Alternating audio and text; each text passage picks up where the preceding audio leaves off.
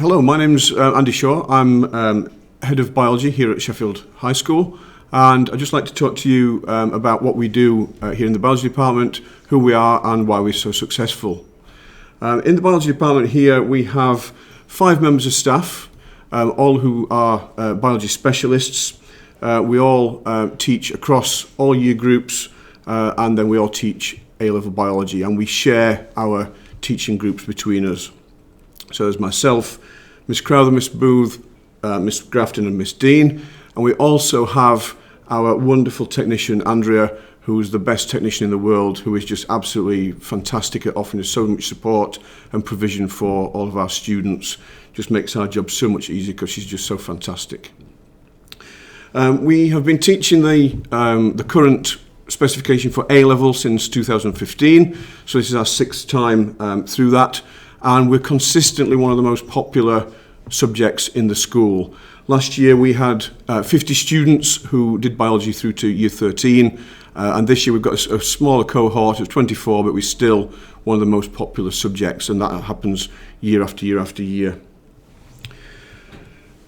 In terms of the actual course itself, we study the AQA A-level specification. Now the course itself is divided into 8 core content sections.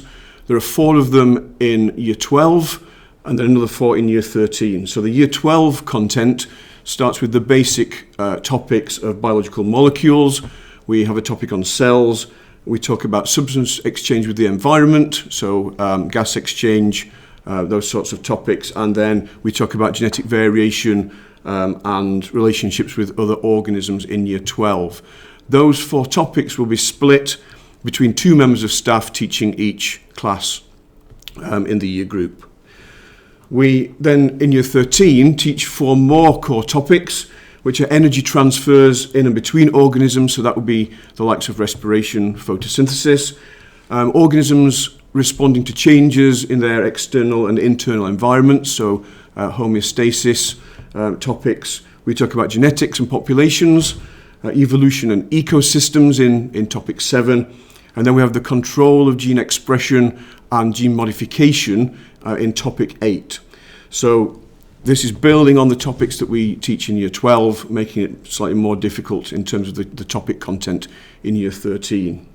And again, in year 13, those 4 core topics are split between 2 members of staff for each year group. So we teach half of the content each for each group.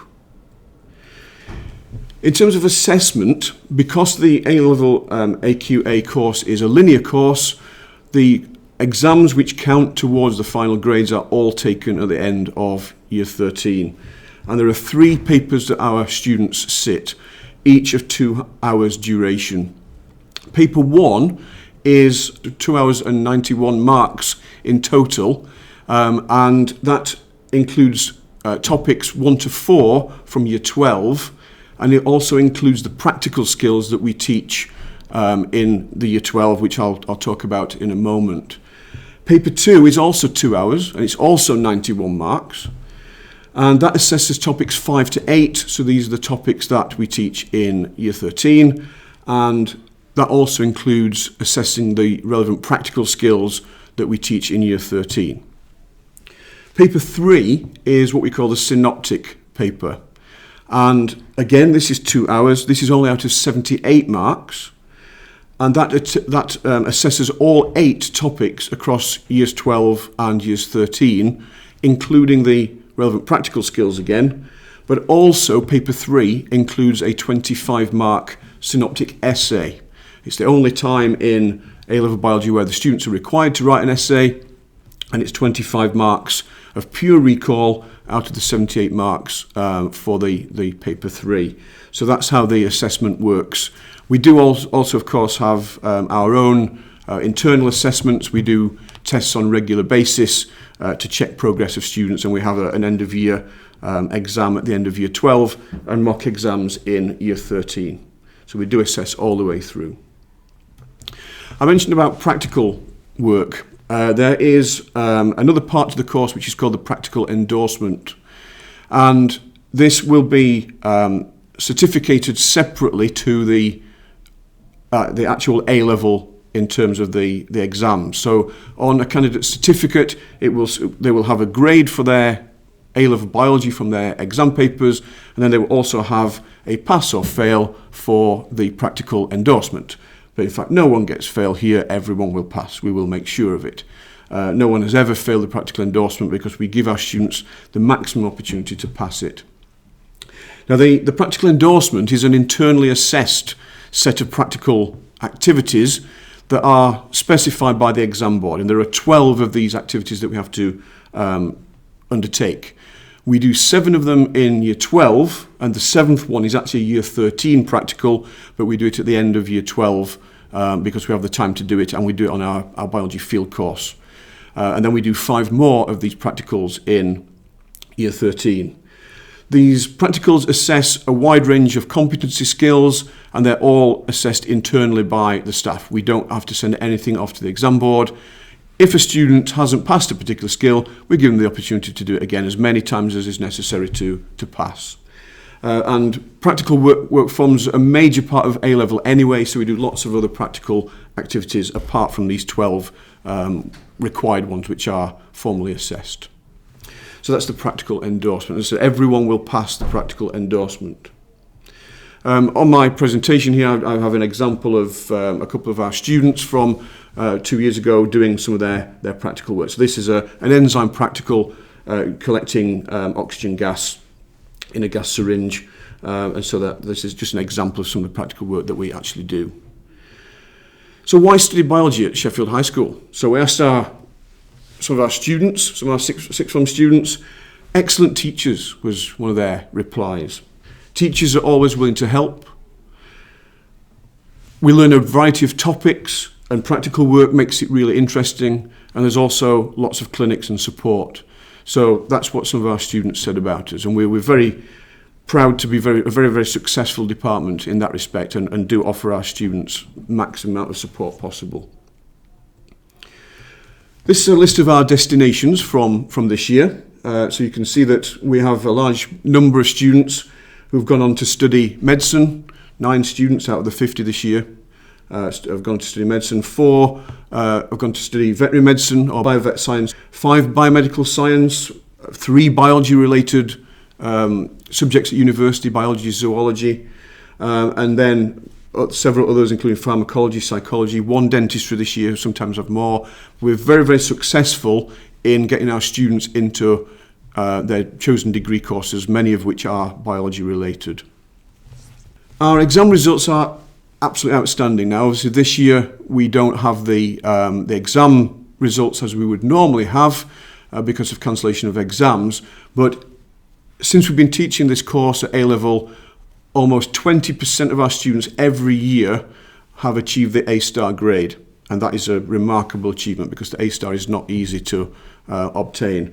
So we're very successful in getting our students into those top grades when it comes to exams, and that is significantly higher, that 20%, than the national average, significantly higher.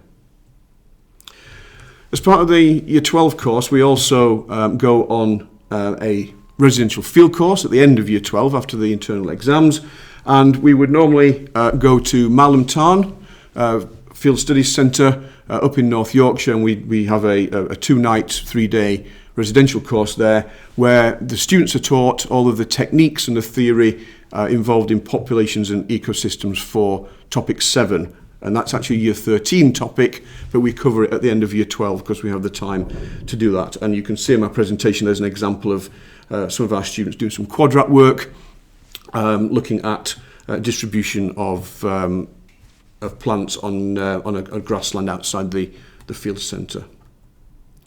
Here's another example. This is looking at distribution of freshwater invertebrates in an upland stream. We had a nice day doing that the last time we went, and here the students are just trying to identify some of the organisms that they've captured.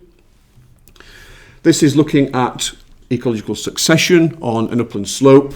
It doesn't look very slopey from that photograph, but this is looking down the slope, and the students do sampling techniques from bare rock at the top of the slope down through the grassland and into the woodland to look at changes in vegetation distribution. We also do things like small mammal trapping. because the field centre is registered to be able to do that. So these are some Longworth traps that we use for trapping small mammals to do mark release recapture techniques. And in that bag there, you can see on the presentation there, you can just about see it, there's a mouse in there that one of our students caught from a couple of years ago. And some of the comments that our students made or have made in the past about the field courses is that they really enjoyed the field course. It's good to be able to see the animals, plants in their habitat and hands-on experience of doing that.